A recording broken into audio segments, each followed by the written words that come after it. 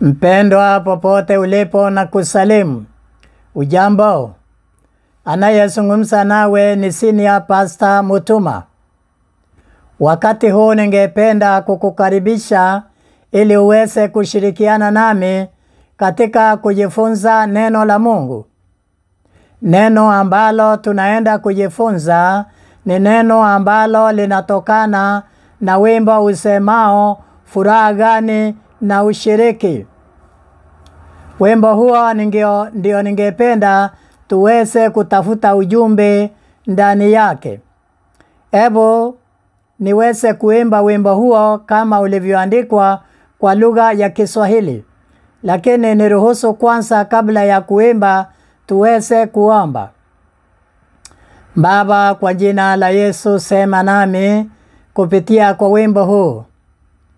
Nipe pia neno la kumweleza msikilizaji mpendwa, na pia anaposikiliza wimbo huu uweze kumwelekeza kwako na uweze pia kumpatia matumaini ya kukutegemea daima.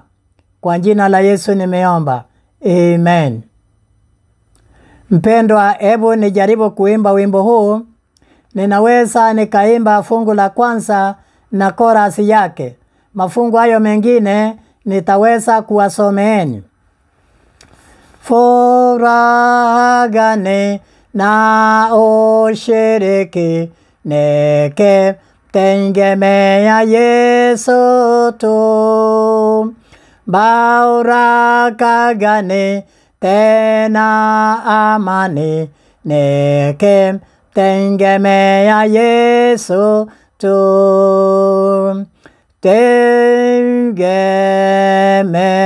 Tegemea salama bila hatari.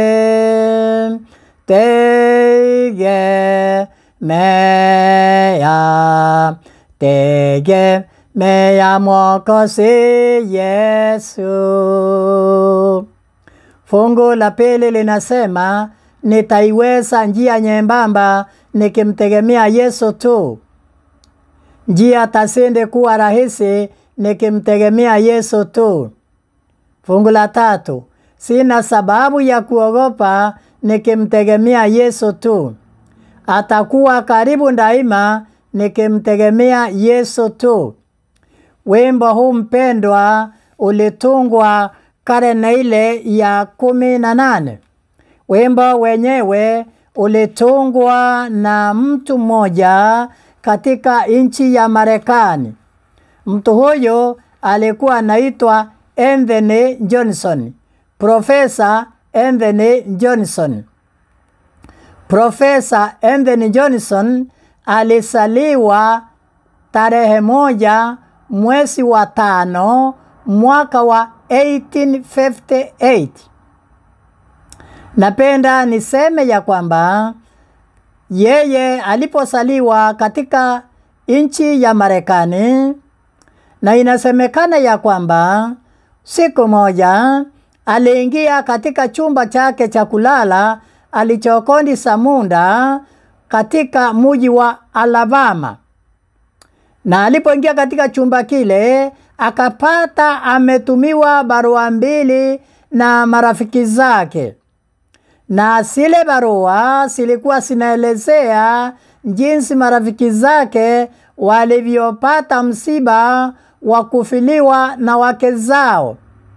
Jambo la ajabu ni ya kwamba hao wake walikufa kwa wakati mmoja. Jambo hilo lilimsikitisha sana Professor Anthony, na akajaribu kufikiria, maana alikuwa ni mtu ambaye alikuwa amejizoeza katika mambo ya uimbaji. Tena alikuwa pia ni mwalimu wa kufundisha mambo ya uimbaji. Akafikiria, sasa hawa marafiki zangu nitawasaidiaje? Akatafuta katika Biblia ni fungu gani linaweza kuwafariji, ama ni fungu gani anaweza kuwatumia ili liweze kuifariji mioyo yao. Yeye akakumbuka katika Kumbukumbu la Torati sura ya 33 fungu la 27, ambapo Musa aliweza kuandikia wana wa Israeli kutokana na matatizo ambayo wana wa Israeli walikuwa wanapitia, ama kutokana na matatizo ambayo walipitia, aliweza kuandika wimbo wa kuwafariji. Niruhusu niweze kuingia katika Biblia, nipate kitabu cha Kumbukumbu la Torati, sura ni ile ya 33, tena tuangalie fungu lile la 27, tuone ni maneno gani ya faraja ambayo Musa aliweza kuwanenea ama kuwazungumzia wana wa Israeli. Mtu huyu alikuwa ni mtu ambaye alikuwa amejifunza pia mambo ya Biblia, ama alikuwa ni mtu aliyempenda Mungu sana. Sikia, akasema fungu la 27 Kumbukumbu la Torati 33 inasema, Mungu wa milele ndiye makazi yako, na mikono ya milele chini yako, na mbele yako amesukumia maadui mbali, akasema angamiza. Mungu wa milele ndiye makazi yako. Alielekeza wale rafiki zake katika fungu hili waweze kuelewa ya kwamba Mungu wa milele ndiye makazi yako. Kumaanisha ya kwamba ukiishi katika makazi ya Mungu utakuwa salama. Hata kama kuna maadui watapenda kuja kukuangamiza, atawasukumia mbali. Hebu nirudi tena katika wimbo huo, pia nielezee ya kwamba aliandika wimbo huo mwaka wa 1887, na pia inasemekana ya kwamba aliwahi kuwa mwalimu wa muziki, na pia alifanya kazi katika ofisi ya kampani ya muziki katika mji wa Georgia, Marekani. Na inasemekana ya kwamba aliweza kuandika vitabu takriban 60, maana alikuwa ni mwalimu wa muziki, na alikuwa ameanzisha mashule mengi ya kufundisha muziki, ama aliweza kuandaa ama kutengeneza madarasa mengi ya kufundisha muziki.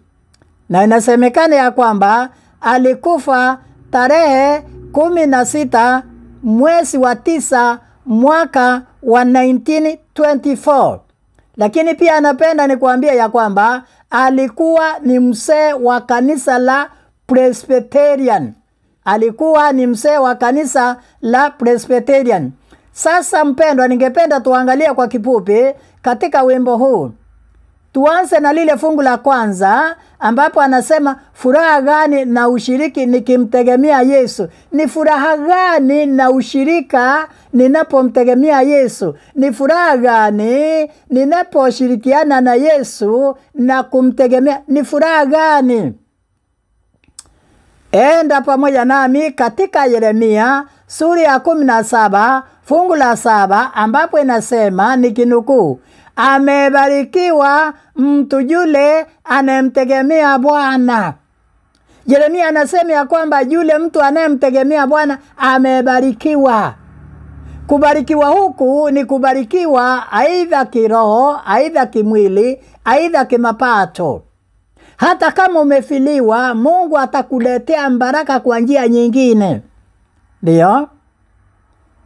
Sasa nataka mimi mwenyewe nikuelekeze kwenye mafungu ambayo Mungu amenionyesha katika Biblia. Maana katika wimbo huu ni fungu moja tu ambalo Profesa Anthony Johnson aliandikia wale marafiki zake ambao alipoteza wake zao katika Kumbukumbu la Torati 33:27. Hilo tu ndilo linapatikana katika historia yake. Lakini nami kama vile Roho wa Mungu amenisaidia kuangalia wimbo huu, ninatafuta katika Biblia inanisaidiaje, ama wimbo huu nikiingia kwenye Biblia ninapata fundisho gani?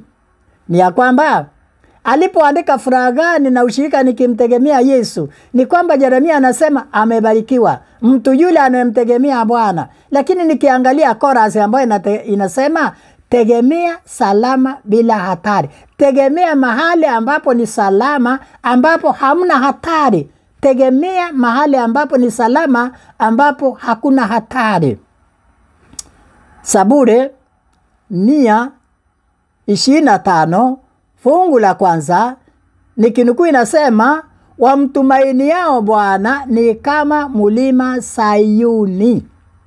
Kwamba wale wanaomtumainia Bwana, wanaomtegemea Bwana ni kama mlima wa Sayuni, watasimama kama mlima wa Sayuni, hawatatikizika. Hata maadui wajaribu kuangamiza, hata wachawi wajaribu kuangamiza, hata shida ya namna gani wajie, watasimama kama mlima wa Sayuni, hawatatikizika, hawataangamia. Ndio. Lakini pia anaposema nitaiweza njia nyembamba nikimtegemea Yesu tu. Yes. Zekaria 4:6 nikinukuu kwa kifupi nasema, si kwa uwezo wala si kwa nguvu, bali ni kwa roho yangu, asema Bwana wa majeshi. Utaweza kumtegemea Yesu, utaweza kumtumainia Yesu katika maisha yako kwa kuwezeshwa na roho. Mara nyingi watu wanakata tamaa, wanapatwa na mishiba, wanafiliwa, wengine wanajiua, wanakata tamaa, maana hawana uwezo wa kusimama kukabiliana na matatizo yaliyowapata. Wanakata tamaa, wengine wanajitia tanzi. Lakini Zekaria anasema hutaweza kusimama bila roho ya Bwana, lakini kutokana na uwezo wa roho wa Bwana wa majeshi utakuwa na uwezo wa kusimama, utakuwa na uwezo wa kuvumilia misiba kama vile Ayubu alivyoweza kuvumilia msiba uliompata wa kufiliwa na watoto wake, wa mali yake yote kuibiwa, wanyama wa mifugo kuibiwa na wezi, hata na mwili wake ukaguswa na ibilisi akawa na vidonda. Aliweza kusimama, aliweza kumtumainia Mungu. Hata kama mkewe alimkatiza tamaa, mkewe akamwambia, sasa ya nini kusikamana na mambo ya Mungu? Ya nini unasikamana na mambo ya Mungu? Si umtukane Mungu hata kama ni kufa ufe. Si unaona vile Mungu amekutesa? Lakini Ayubu akamwambia, mbona waongea kama mwanamke mjinga? Hujui ya kwamba haiwezekani kupata matatizo, haiwezekani kupata mema bila kupata matatizo, haiwezekani wakati wote kuwa na mema bila matatizo. Kwa nini anasema hivyo? Mema yanatoka kwa Mungu, matatizo yanatoka kwa ibilisi. Yes, Mungu anatuletea mema, Mungu anatubariki, lakini shetani anatuletea mabaya, na hatuwezi epuka mabaya, maana tupo katika dunia ambayo inakaliwa na ibilisi. Lakini tutawezaje kusimama? Tutawezaje kuvumilia yote atupatayo? Tutaweza kuyavumilia kwa kumtegemea Yesu, maana yeye ndiye anaweza kutupa roho wa kuvumilia. Yeye ndiye anaweza kutupatia roho wa kutokata tamaa. Kwa hivyo usalama wako na usalama wangu wa kuishi kwa furaha na amani ni kumtegemea Yesu atupaye roho ambaye tunapata kwa Galatia 5:22 inasema ya kwamba tunda la Roho ni amani, furaha. Matunda 9 yanayotokana na Roho. Roho huyu tupewa na Kristo ndiye anaweza kutupatia furaha. Kwa hivyo furaha na amani tutakuwa nayo kwa njia ya Roho, lakini Roho huyu huja kwetu kwa njia ya kumwamini na kumtegemea Yesu mwana wa Mungu. Ndio. Sasa lile fungu la 3 anasema, sina sababu ya kuogopa nikimtegemea Yesu tu. Anasema hana sababu ya kuogopa anapomtegemea Yesu. Kwa nini? Ni kwa sababu Yesu ni mwaminifu na ahadi zake ni za kweli. Ndio. Sasa katika kile kitabu cha Isaia sura 26 na lile fungu la 3 inasema, utamlinda yeye ambaye moyo wake umekutegemea katika amani kamilifu, kwa kuwa anakutumaini. Isaya anasema utamlinda. Yani Mungu atamlinda yeye anayemtegemea. Ndio sababu Eden Johnson anasema kumtegemea Yesu ni salama, ni furaha kumtegemea Yesu. Ndiyo, Isaya anasema Mungu atamlinda. Sasa unataka ulinzi? Ninataka ulinzi. Neno linasema utamlinda yeye ambaye moyo wake umekutegemea. Lakini pia mbona huyu Eden Johnson anasema siwezi kuogopa, sina sababu ya kuogopa ninapomtegemea Yesu. Anasema sina sababu ya kuogopa ninapomtegemea Yesu. Lile fungu la 3. Sina sababu ya kuogopa nikimtegemea Yesu tu. Atakuwa karibu daima nikimtegemea Yesu tu. Anasema sina sababu ya kuogopa nikimtegemea Yesu. Kwa nini? Ni kwa sababu Mungu anasema nasi katika Isaya 43 fungu la 1, anasema lakini sasa Bwana aliyekuhuluku Yakobo, yeye aliyekuumba Israeli asema hivi, usiogope maana nimekukomboa, nimekuita kwa jina lako, wewe uwangu. Upitapo katika maji mengi nitakuwa pamoja nawe, na katika mito haitakugharikisha. Uendapo katika moto hutateketea, wala mwali wa moto hautakuunguza. Maana mimi ni Bwana Mungu wako, mtakatifu wa Israeli, mwokozi wako. Ndio, anasema usiogope. Hata ukipitia kwenye maji hayatakugharakisha. Hata ukipitia kwenye mwali wa moto hautakuunguza. Tarehe 12 mwezi huu ndege ya India ilianguka ikiwa na watu 242 na ikateketea. Lakini alisalimika mtu mmoja, ama alipona mtu mmoja. Nikamuona katika hospitali, na hata sasa analazwa katika hospitali. Mtu mmoja akatoka katika mwali wa moto ulioangamiza watu zaidi ya watu 240. Samahani, watu alikuwa 242, na kati ya 242 mtu mmoja akaokoka. Hata ukipita kwenye moto, Bwana anasema ya kwamba hautakuteketeza. Kwa nini? Ikiwa utakuwa unamtumainia. Tena jambo lingine linipendeza sana katika fungu la 5, inasema usiogope maana mimi ni pamoja nawe. Anasema usiogope. Unaona? Lile fungu la 1 lisema usiogope. Fungu la 5 linasema usiogope. Lakini fungu la 7 inasema kila mmoja aliyeitwa kwa jina langu, niliyemuumba kwa ajili ya utukufu wangu, mimi nimemuumba, namu mimi nimemfanya. Wewe Mungu amekuita kwa jina lake kwa sababu amekuumba, amekufanya. Usiogope. Lakini kwa nini hutaogopa? Mbona Eden anasema ya kwamba sitaogopa? Ni kwa sababu ahadi za Mungu ni za kweli. Watu wengi nafurahia wakisema ya kwamba God is good, Mungu ni mwema. Na nafurahia watu wakisema Mungu ni mwaminifu, God is faithful. Mungu ni mwaminifu kwa kutimiza ahadi zake. Maana anasema usiogope. Usiogope. Kwa nini? Atakuwa karibu nawe daima. Lini? Unapomtegemea. Naona? Isaya alisema utamlinda yeye ambaye moyo wake umekutegemea. Tegemea Mungu ili upate ulinzi wake. Gharama ya kulindwa na Mungu sio hela. Gharama ya kulindwa na Mungu ni wewe na mimi tuweze kumuonyesha kwamba tunamtumainia. Tuweze kuonyesha kwamba sisi tunamtumainia yeye. Nimalizie kwa Zaburi 22 fungu la 8. Inasema umtegemee Bwana na amponye. Yes. Unapomtegemea Bwana atakuwa mponyaji wako, atakuwa daktari wako. Ndio. Unapomtegemea Mungu atakuwa mponyaji wako.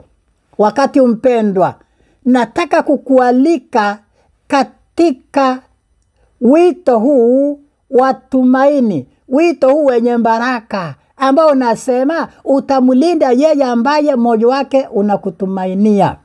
Ni ya kwamba Mungu ako tayari kukulinda. Sasa lako na langu ni kumtegemea, ni kumtumainia, kuweka matumaini yetu kwake bila kuogopa. Maana Mungu wetu ana uwezo, ana nguvu za kumkimbisha ibilisi, ana uwezo wa kuangamiza ibilisi. Lako na langu ni kumtegemea. Unangojea nini? Toa moyo wako kwa Yesu pamoja nami, ili aweze kutawala mioyo yetu, atembee pamoja nasi, atupatie furaha kwa njia ya Roho wake Mtakatifu, atupe moyo wa kumtumainia, atupe moyo wa kutoogopa, atusaidie kumwangalia kama Meshaki, Shadraka na Abednego kule kwenye tanuru ya moto. Walijua ya kwamba yeye yu karibu nao daima. Maana Eden anasema utakuwa karibu nami daima, ama atakuwa karibu nami daima. Yes, Mungu wetu tunayemwamini ni Mungu aliye karibu, si Mungu anayeenda safari, ni Mungu aliye karibu. Sasa tegemea yeye, tegemea yeye. Maana hapa fungu la 3 inasema sina sababu ya kuogopa nikimtegemea Yesu tu. Atakuwa karibu daima nikimtegemea Yesu tu. Ukimtegemea, nikimtegemea, atakuwa karibu daima na wewe. Hebu karibisha uwepo wa Yesu katika maisha yako kwa njia ya kumtegemea. Yesu sasa anaangalia ni mtu yupi katika dunia ambaye anaonyesha roho ya kunitegemea. Akiona wewe una roho ya kumtegemea, atakuwa karibu pamoja nawe daima. Atakuvukisha bahari ya dhambi kama vile alivyovukisha wana wa Israeli bahari ya Shamu. Asante mpendwa kwa kunisikiliza. Nataka niombe pamoja nawe ili Mungu atusaidie kuwa na roho ya kumtegemea daima bila kuogopa chochote, kwa sababu yeye ni Mungu mwenye nguvu na ameahidi ya kwamba atakuwa karibu nasi. Tuombe. Baba, kwa jina la Yesu, na waleta wasikilizaji na watazamaji wapendwa kwako pamoja nami. Utupe roho ya kukutegemea, utusaidie daima kujua kwamba wewe ni Mungu aliye karibu nasi. Utuondolee woga ndani yetu, utusaidie kuwa na imani kama ile ya Ayubu ya kuvumilia hata wakati wa shinda. Utusaidie kuwa na imani kama ile ya Ibrahimu ya kuamini bila maswali unapotutuma mahali.